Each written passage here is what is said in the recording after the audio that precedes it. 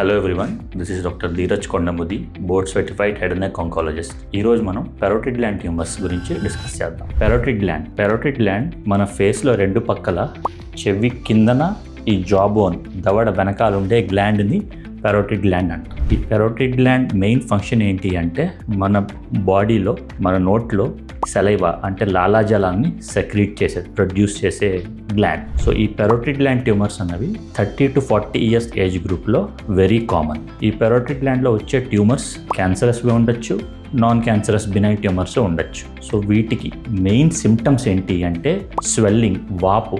ఈ చెవు కింద పక్క ఉన్న ఈ చర్మం మీద వాపులాగా ఫస్ట్ మొదలవుతుంది. ఆ వాపు క్రమేణా పెద్దదవుతూ ఉంటుంది. దీంతో పాటు వాపు స్టార్ట్ అయినప్పుడేమో నొప్పి ఉండదు, తర్వాత పెద్దదవుతున్న కొద్దీ నొప్పి ఇంక్రీజ్ అవుతుంది.